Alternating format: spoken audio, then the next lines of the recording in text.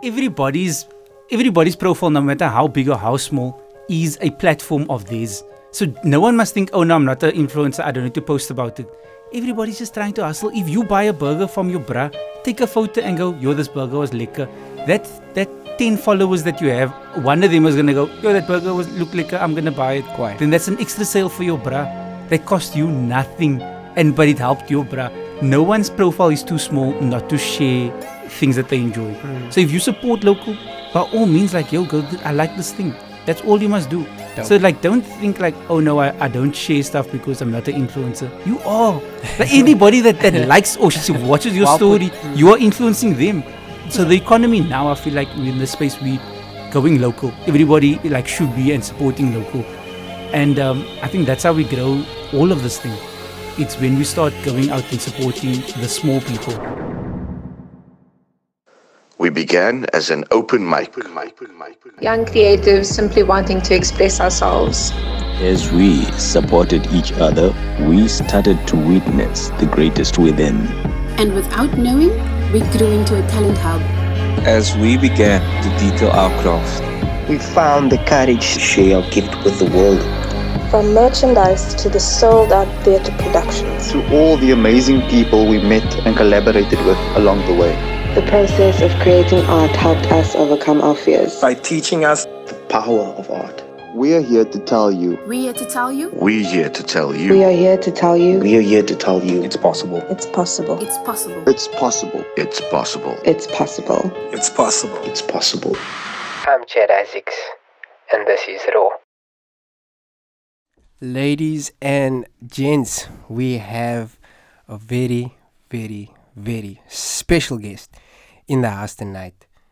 This man has performed alongside comedians like Mark Lottering, like Riyad Moosa, like the man himself, Trevor Noah. This man has done amazing things in the comedy scene for our local comics. He's the man who, if I'm not mistakenly, runs the armchair. Yeah. Great. He's the man that tells some of the best jokes in the world, my personal favorites. What they actually do is they are saying that Yaaseen's jokes is a lot like the COVID cough. It's dry and only some people get it. Yeah. But at the same time, it's also it's one of those coughs that you mustn't be close to the person. You must far cough. So, it's a swear word, guys. It's a far cough. This man, I love you so much. Sorry, this man has been on Comedy Central. He's here with us. He goes by the name of Mr. Yaaseen Barnes. Puta, thank you so much for being here. Shukran. Guys, I heard more than one person clap and I'm emotional. I miss the stage so much. I'm in a small room with people. You don't understand. Like, guys, it's been a long. How many months now? 5 It must feel different because no one's smoking in this room. I can see everybody. This is very weird to be in a room where there's no smoke, guys. It's not up to standard. Thanks for having me. You guys also have a great setup here. This is a really cool thing. Thank you so much, brother. You also mentioned performed alongside. Guys, I've done my own things. I don't need to perform alongside people to be recognized, okay? That was actually just for the show, Yaaseen. Sorry. Don't care. I've also been on Comedy Central and SABC 3 and SABC 1. I got you guys. And inshallah soon on streaming services as well. I'm already on Showmax. I'm also just flexing here, guys. I miss speaking to people. But there's other streaming services that we will be speaking about soon. Listen, Mr. Barnes, you've achieved... I'm gonna get like serious at some points, but we can go funny because I love it. You're one of my favorite comics. You've achieved a lot in a very, very short space of time in your comedy career, right? And I would just like to know, like, what was some of the challenges and what was sort of some of the key factors that made you into the success you are today. That's such a... Firstly, this whole interview feels like a schommel because it's me talking about myself, enjoying myself, and with myself. No, so it's... firstly, before I go, I always wanted to sound like a rapper. Yo, turn me up. Put it up. Okay. No, it's no. So it's such a weird thing where, especially in comedy, it's. So I've been listening to a lot of podcasts, like especially with comedians speaking about comedians, because I always try to figure out what is my thing, and sometimes I find other people's words can help me find my own words at the same time. 100%. So I started comedy late. I was 28 when I started doing stand-up. Wow. I'm 33 now. Yo, Dope. old. Are you But 86? 30? No, I'm 30. No, I'm saying, are you 86? Are you born in 86? 87. Oh, okay, cool. Yeah, I'm old. Anyway, so the thing of like, I was never the funny guy growing up. Like, I was never the bra in the group that make the jokes. I was never, because we all know the funny guy at the bra. Who's that bra? I was never that Who bra. is that bra? Carl Weber is that bra. Dylan Oliver is that bra. Lunga is that bra. Lunga Chuka is definitely that bra. I was always reserved. And the same thing with, like, then I found social media that allowed me to, like, hone my kind of funny. 100%. Right? So I think I was basically on social media from like the early days, and I learned to perform in that space. So when I found stand-up comedy, I had the years of training, from that I used as years of training for stand-up. So I think when I found the stage, I was... Timing. The timing was right. Timing is always the key. But it's the thing of, like, a lot of comedians start being funny and doing comedy when they start the stage. So that they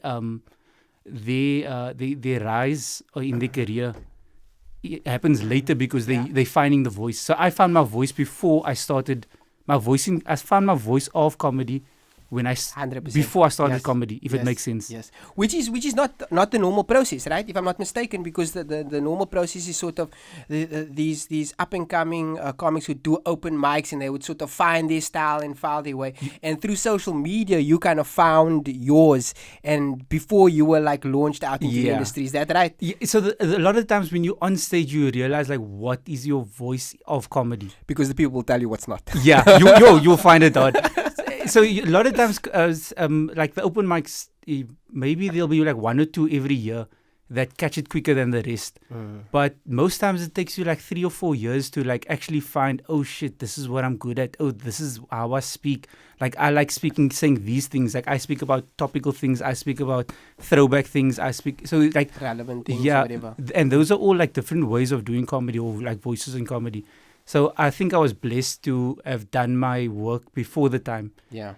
And that's why I'm grateful for social media now, because I just go, it's a place I can perform. It's a place I can like judge things and like learn social norms or so. Because that's the other thing, like you see on social media, like we've learned in the last, like let's say 3 or 4 years, like about wokeness.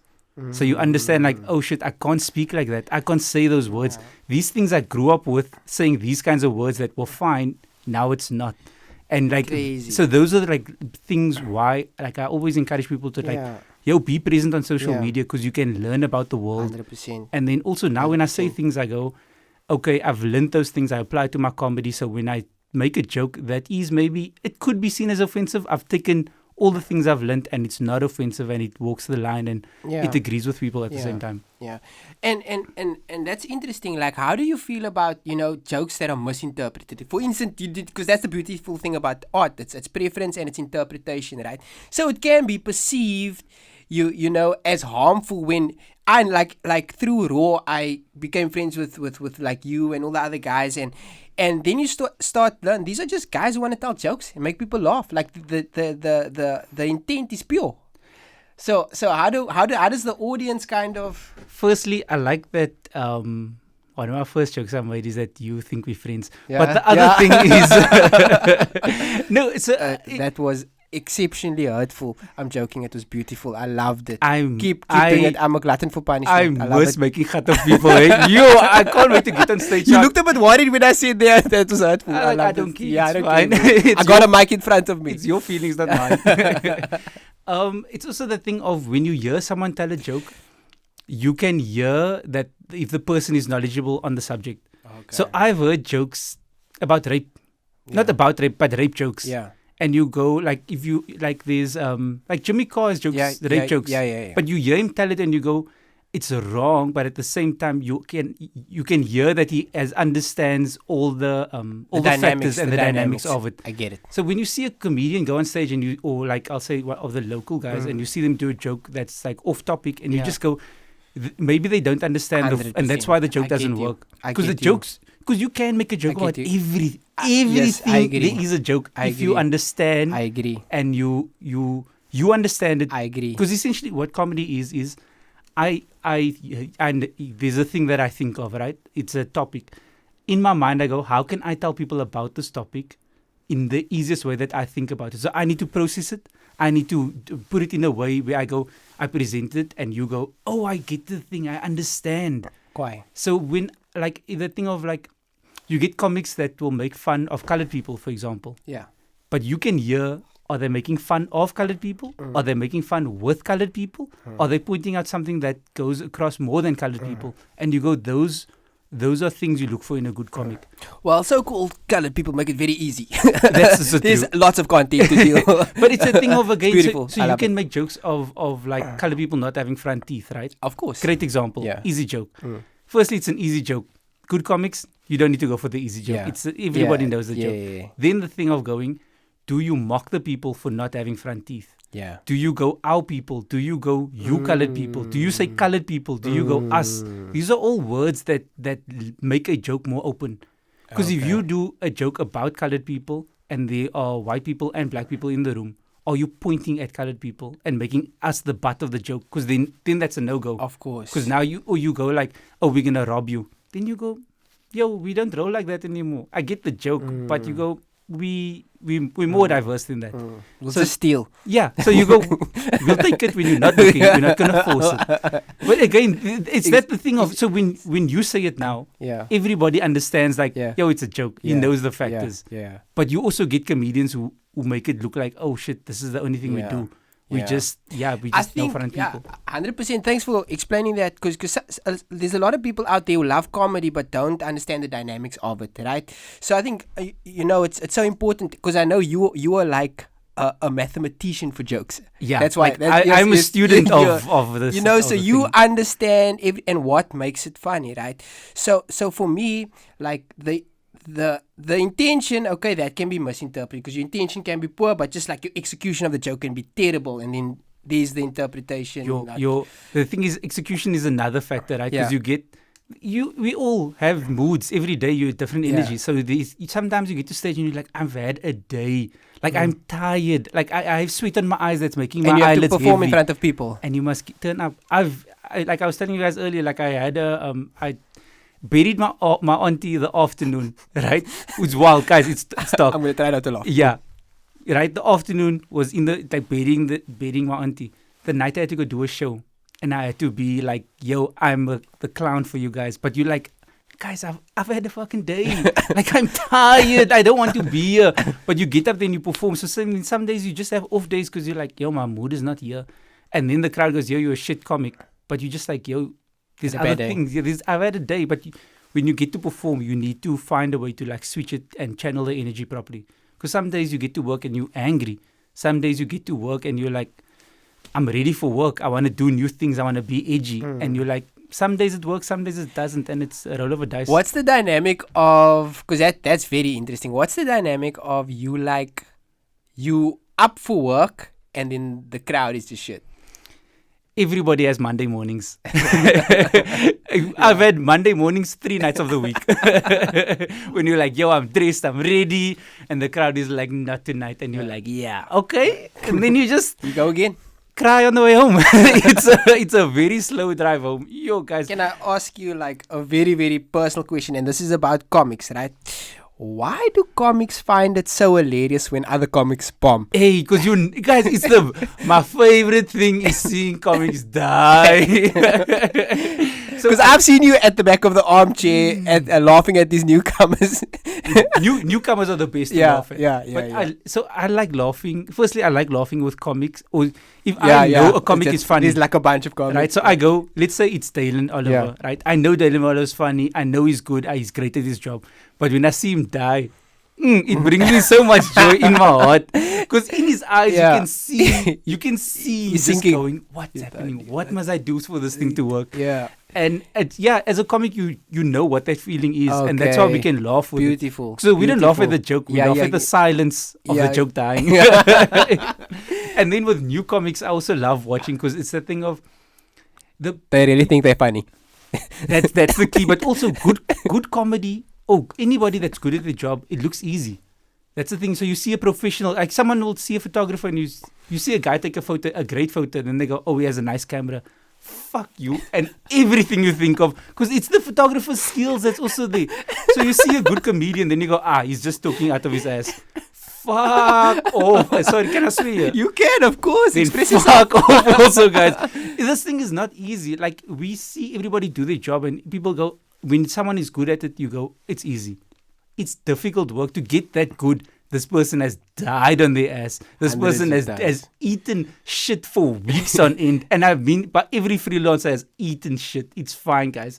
But the thing of you earning stripes. So when you see a good comic, it's nice when they kill, and it's nice when they die. But the new comics, when they die, they always go, oh no, it's the room. Fuck you guys. It's not the room. It's you that shit. It's the best thing to watch because people are cocky. Yeah. They go, my friends think I'm funny. No. Your friends are assholes. Yeah, your friends are liars. Get a new circle, sir. My favorite thing is when they bring all their friends and then they die. Then you're like, your friends are still assholes. They made you come here to do this, cuck. Sorry. Yo, dude, you're making me laugh. Like, listen. So, obviously art is in a very, very weird place. Hold on. Before you get there, you're asking about taking things out of context. Yes. Another thing that happens is people will watch the end of a set, or they'll watch pieces of a set, but they don't understand that 10-minute set is made for you to watch the entire thing, so that there's callbacks, there's So what happens is you do the first maybe minute or two in a set just so that they on your side and they like you. Yeah. Then after that so in an hour show you do 40 minutes of big funny hitters. At 40 minutes you can go, yo guys, this is how I feel about things. This is my view on politics. And they go, oh shit, we like you, we love you, we're here for it. They go in for it. Yeah. Then at the end you close with nice big laughs. But when people only watch a piece of a set, they don't understand the whole, the context of the whole thing. So I've seen so many people go, oh, this comic is bad. Oh, this comic jokes about these things, but it's not funny. But if you watch the entirety of it, you understand, you can see that the comic understands all the dynamics. Like there's people that went for Chappelle for some of his shows.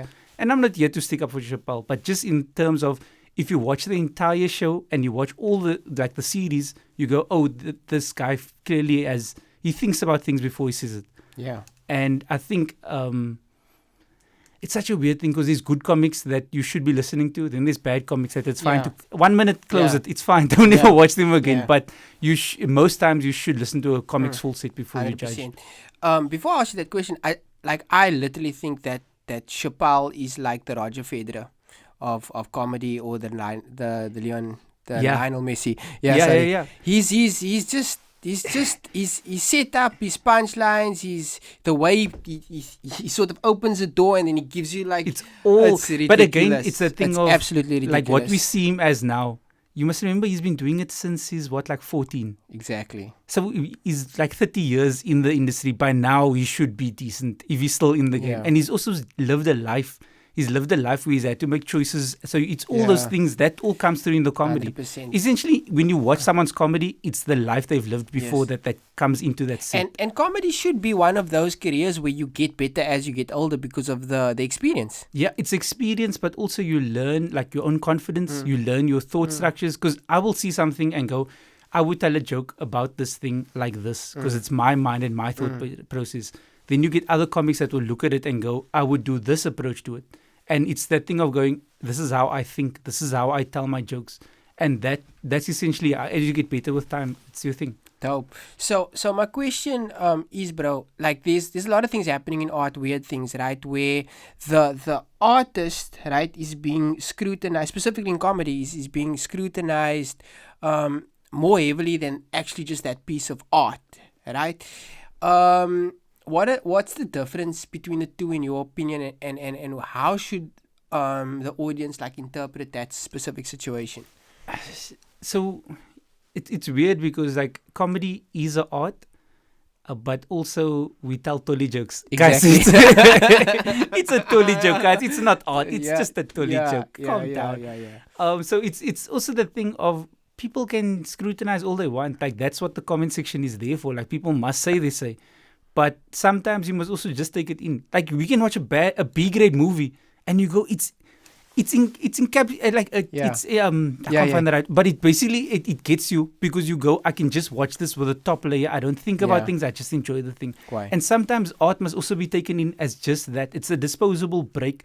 Like when you see it and you watch it, it's a holiday from the rest of the world. 100%. And well said. Yeah, and I think that's so. While people must criticize because a lot of people and including comics, don't know the rest of the world. So the more scrutiny that they're under, the more they can learn about the world. For sure. Like, like you go, there's some phrases and things. I'm trying to think of now what, a classic phrase that people use and like, I think hopefully it's moving out is they say stuff like the coloreds or the blacks.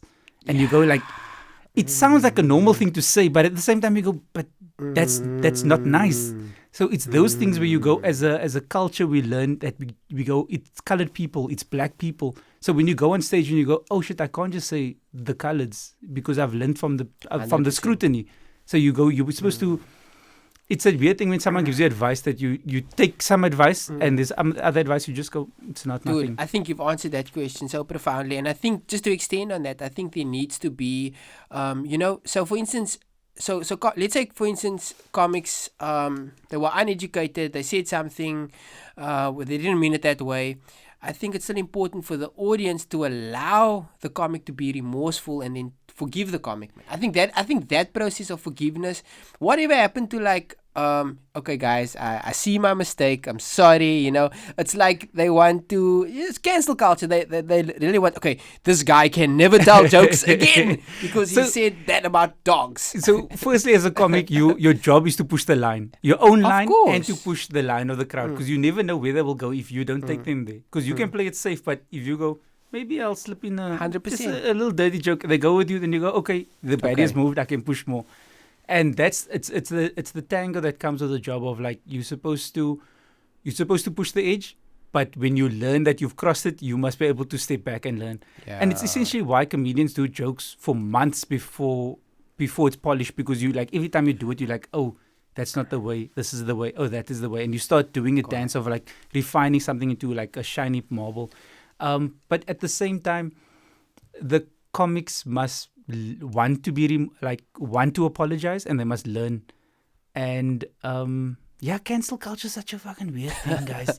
It's real, but it's also not. Yeah. Like I go, if a comic is good, then he can't be cancelled. Yeah. Last year, Dylan Oliver and I had the privilege of going to Canada for the Just for Laughs festival. Guys, my mind was blown. Like, imagine going to Disney World, no? And all the characters are real. Like it's not Mickey Mouse in a suit. It's the actual Mickey Mouse. The cartoon Mickey Mouse what kind of drugs have you given me? It's exactly that. So you walk and you go. So we at the party, right, guys? It's the wildest thing. So Jimmy Carr walks past, right? And I go, yo, Jimmy Carr, Dan and us from South Africa, we're big fans. And he goes, oh, that's great, your Masapus. And I go, yeah, my Masapus. It's Jimmy Carr saying my Masapus. I mean, what? And it's that thing of like everybody's that close, right? So Jim Jeffries, he's phenomenal. Amazing. And then in his speech, he was just like, yo, guys, if you're good, they can't cancel you. Funny will stay funny. Like, but you must be willing to work. If you're willing to work and learn, then you'll always be working and learning.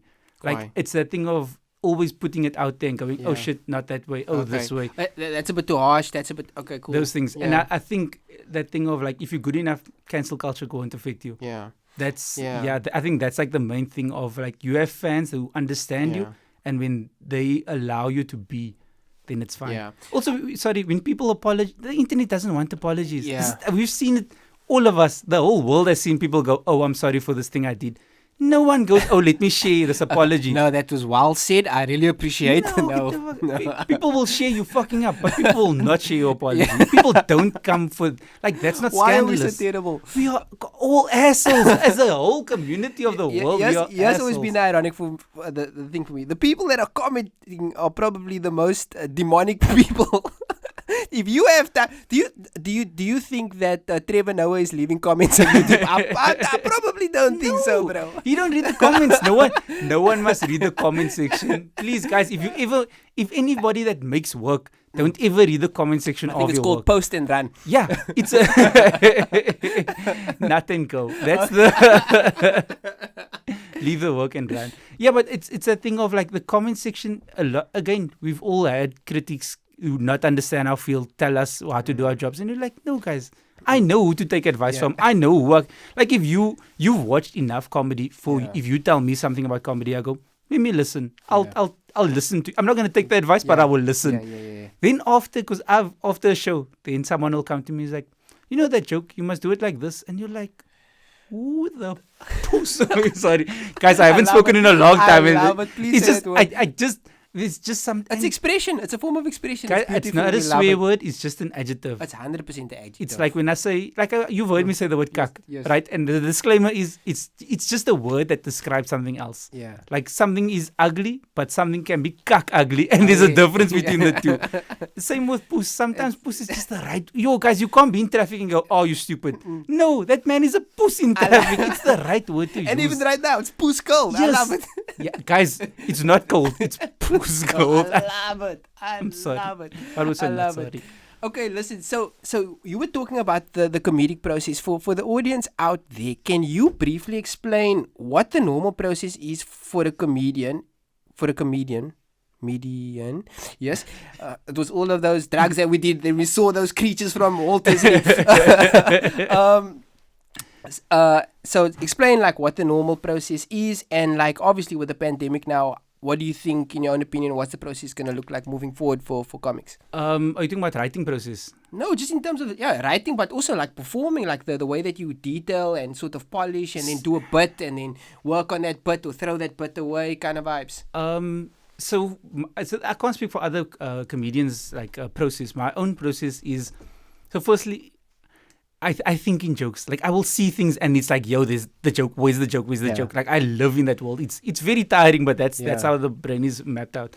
So right now during the pandemic, I've just been putting things out online of like, yo, this is the thought I had. Put it out. And I think going forward, it would be, so a lot of comics now, they put out half ideas. Like there's this little bit of funny. I put it on social media and then we see how the people feel about it. Now going to stage, you'll take a half idea, you see it online and you go, okay, you can polish it a little more. So you take it to stage, you feel it out a little more and you just start building up as is.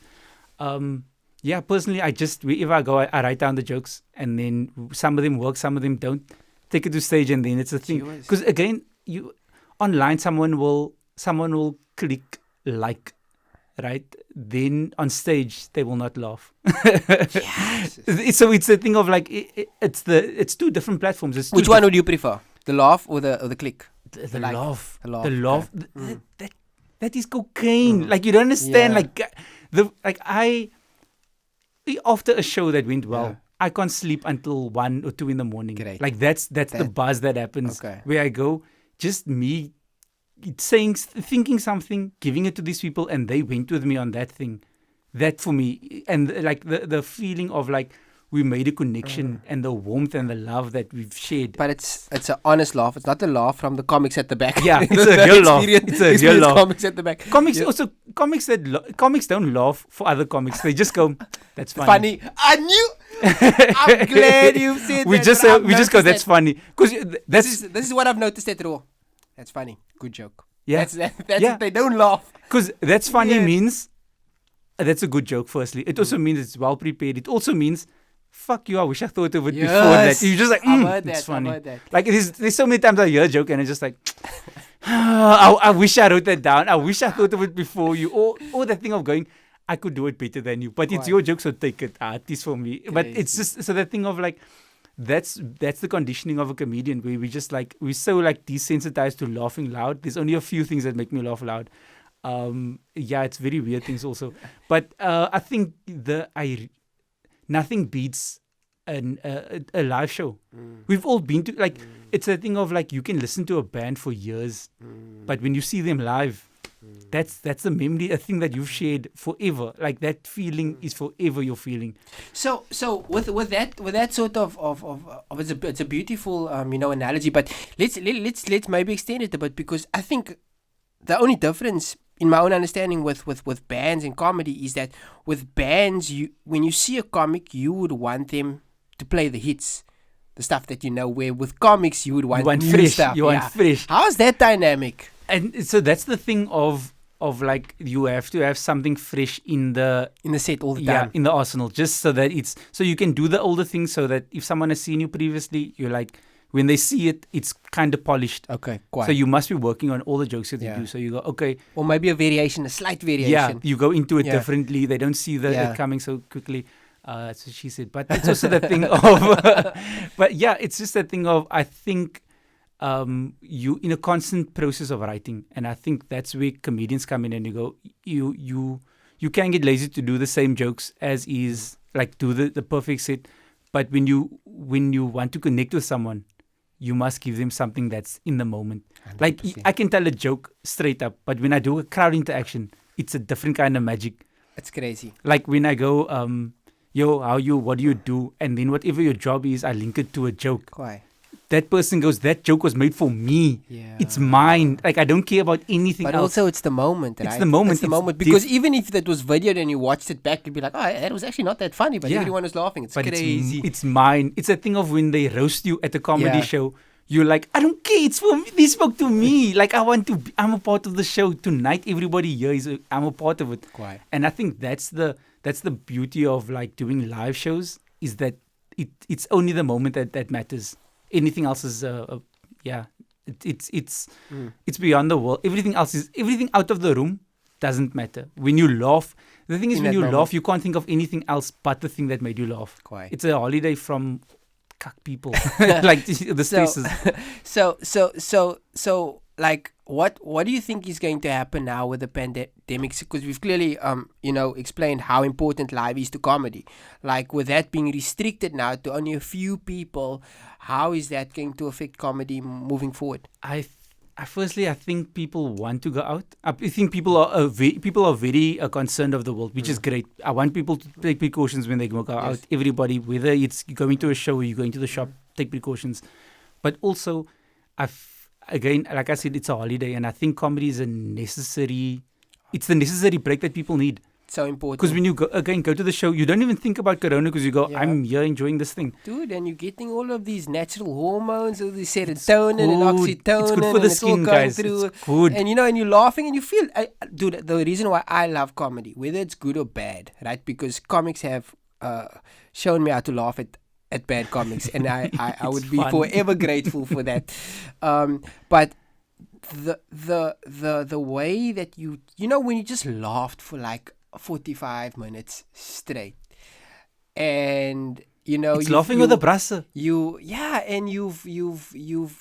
look at certain things in a different way. I think comedy is probably the best. Serious topics, the way that they make you look at things in a different light is so powerful, and you just feel so amazing after the show, bro. Like, also, literally. Like, even now we're not doing shows, but you go, how doesn't social media light up after the president speaks?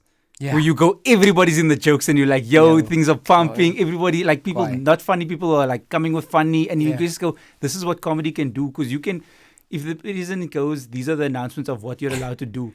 People make jokes of all those things, and you go, oh shit, I just learned what the president said through this person's joke. And that's what comedy can teach you. Like, it's other ways of getting information. I've also learned how not to put on a mask. That's, again, he messed up, and we're all like, you silly, but thanks, no, because now we know. Beautiful. Because then people were coming out with videos of how to put on a mask. With music. But when people zol, guys, it was a banger of lockdown. And you go, everybody knows the lyrics, everybody knows what they were saying. We just got informed, and it's a great hit. And you go, you can still play that song now, it's a jam. But but that's the thing with comedy, is you go, it's not necessarily only comedians' jobs, it's everybody's jobs. It's a coping mechanism. It's how we make sense of the world, where you go, oh shit, I can laugh at this thing because that's how I understand it.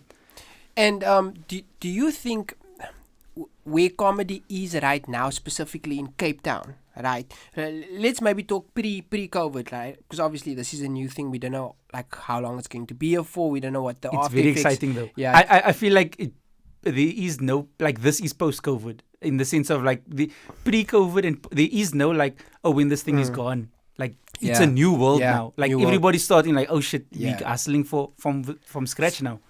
And that's kind of cool, right? It is. It's kak scary and exciting. It's kak scary because we don't know what we're doing.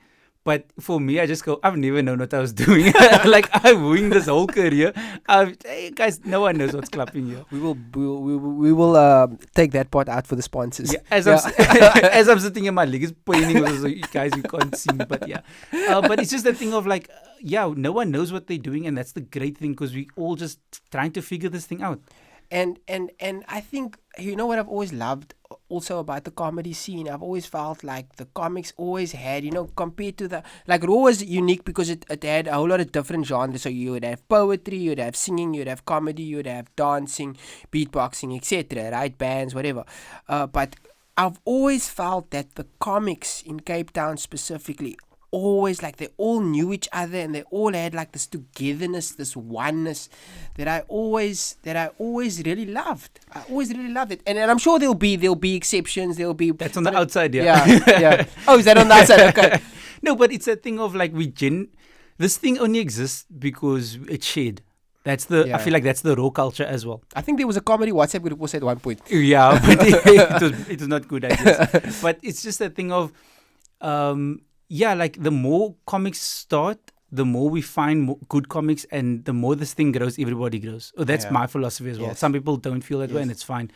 But that thing, so personally for me, someone gave me the opportunity to start comedy. So it's also my duty to give back. And love it. So I used to run Timbuktu as well. It's sad that Timbuktu closed now during lockdown. But I run Armchair as well, which is open mic. And it's just that thing of going, there's other people that, also, our people don't know that this is a career choice. Yeah. Or that this is even an option. But we, as colored, I'll say as colored people, we are broken people, and we've learned to tell stories and to make light of situations, and that's how we cope. Because everybody has a funny uncle, a funny auntie, the auntie that rook the whole time, that just took at the back. We all know those uncles and aunties, and maybe even our parents. Like, dads are always doing dad jokes, and you go, that's how people coped. But like, I do comedy now, and my career is a dream my father never knew that he wanted. He's a funny man, like, he's like hilarious, but he never knew that this was an option. So I now live this life. So I do it for him, but I also go, I want to show more people like, this is an option. Like, it might not be stand-up, but this is an option for you as well. Have you ever used one of your dad's jokes? And if you have, how did you feel when you performed it? Oh man, loved it. I can't remember the joke now, but he loved it. There was a joke that wasn't even a joke, but I just said my dad, and he used to love whenever I mentioned him, man used to lose his shit. Yaaseen tells a joke about me on stage.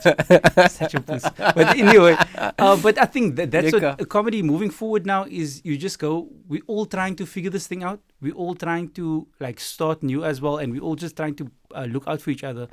So I think that's why comedy, like whatever show you went to, there were new guys and old guys. It's never just old guys. I loved it. Because if you're getting old guys, you go, that's nice, we know who they are, but who else is there? And I think the industry as well has been good with getting opening acts, getting inexperienced guys, not inexperienced, or just like lesser known people to come on board.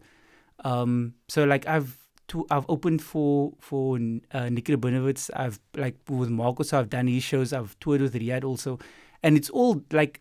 That's why it's another reason. Alhamdulillah for the Riyadh, but shukran and shalom for the Nick.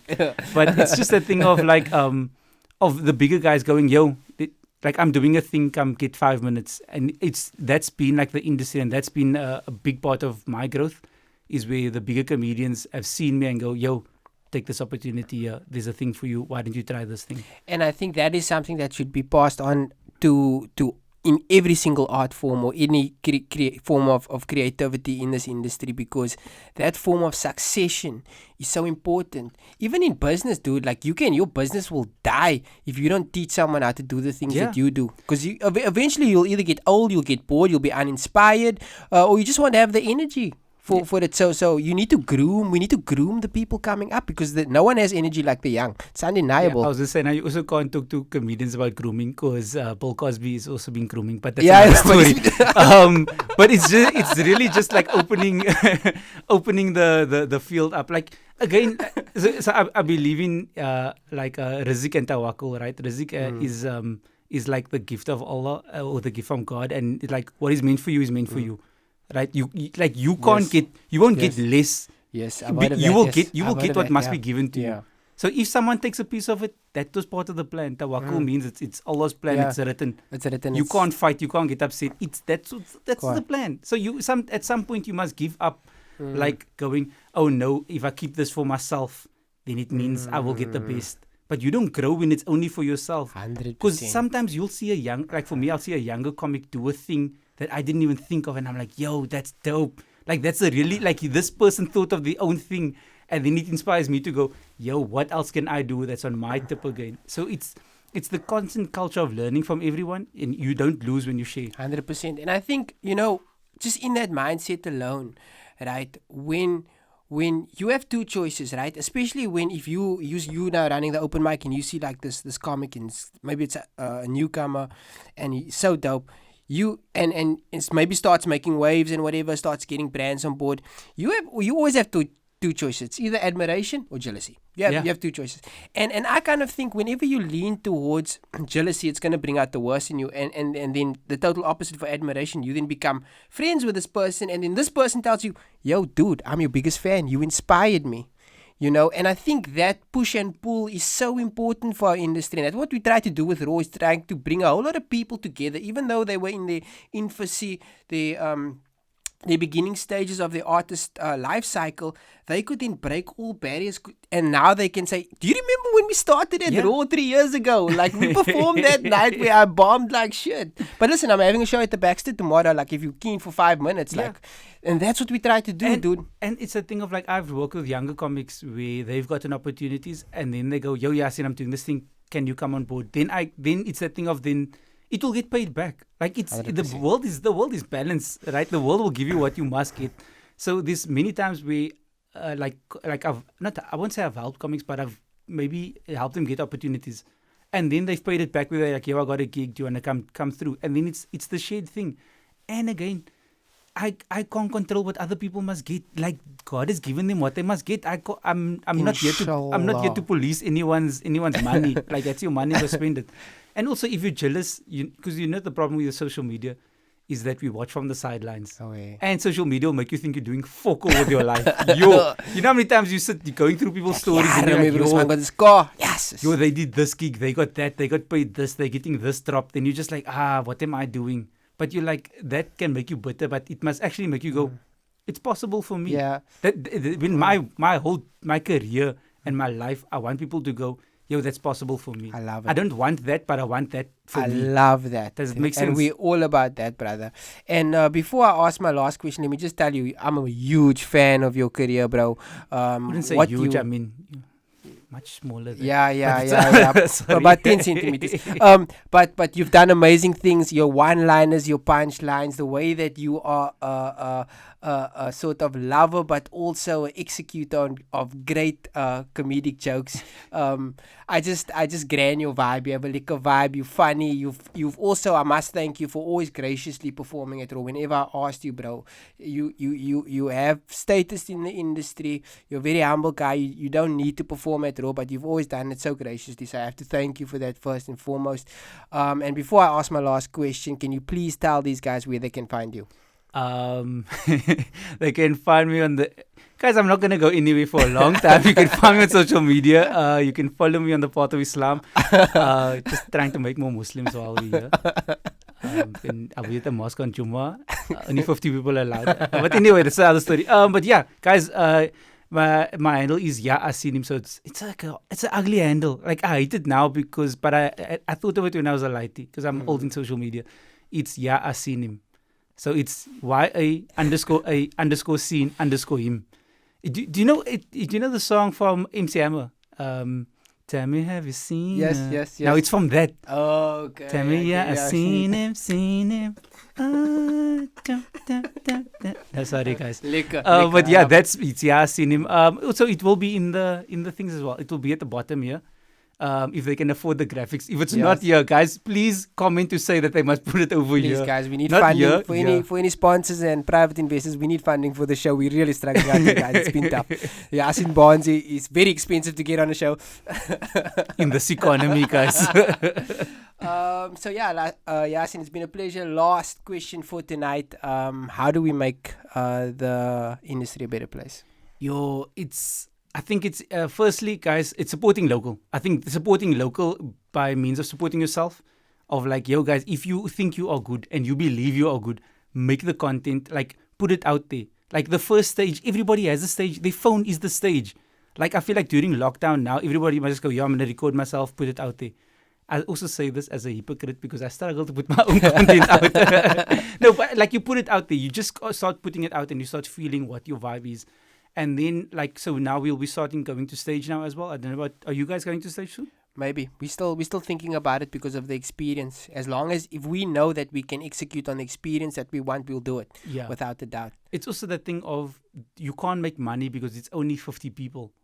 So you go, it's 50 people in the room, which means that 10 of them are performers, 40 of them are basically customers. And you go, because of the economy, we can't charge a lot of money. Yeah. So, guys, if you own companies, please get on board with the arts. You can sponsor the show. We'll put your banners up. We'll put 100%. You in the corner. Yeah. Your logo will be here. We're advertising space here. If you are listening to the podcast, I will say your name over here.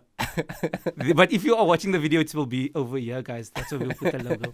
You must spend the money on us. Thank you so much for that, brother. We're definitely going to incorporate that. We're going to tell all the guests. Just go like that. But I think it's that thing of like, even it's very difficult starting. But I think as people that have platforms, we're all about sharing. 100%. Even if it's local business, if you see someone doing something, it costs you nothing to click the share button.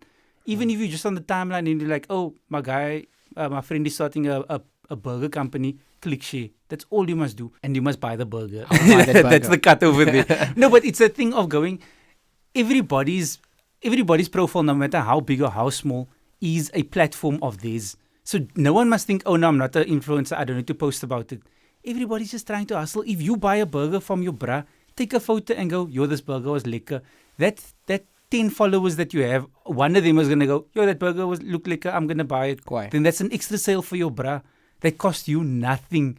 But it helped your bra. Now his business grows. Then he goes, yo, I saw you post the thing. Shot, here's a free burger. Or come perform at my place. Or come perform. So it's that thing of like what, no one's profile is too small not to share things that they enjoy. So if you support local, by all means, like, yo, go, I like this thing. That's all you must do. Dope. So, like, don't think like, oh, no, I don't share stuff because I'm not an influencer. You are. Like, anybody that likes or watches your story, you are influencing them. Because how many times now, especially, I think during this time, you see someone, they go out and they ride bikes on promenade and you go, yo, I must do that. Why? So it's like, it's not necessarily them influencing a product, but you go, it's an experience I'd like to enjoy. You see someone go away for the weekend, and you go, I never knew I could go there, but now it opens the thing up. And that's essentially so the economy now, I feel like in the space we going local. Everybody like should be and supporting local. And at the same time, local producers must also come down to go, yo, I'm not going to charge exorbitant amount. I'm going to make minimal, but push out numbers. And I think that's how we grow all of this thing. It's when we start going out and supporting the small people. Mr. Yaaseen Barnes, it's been an absolute pleasure, Guys, sir. I took a lot, so you must. Thank you so much. Keep doing what you're doing. Keep making people laugh, brother. You're doing amazing work in this industry. You're an absolute gentleman and a funny guy. Thank you so much. A gentleman. Cool. Oh, so cute. Thanks for having me, guys. This was a lot of fun. All the best. Cheers.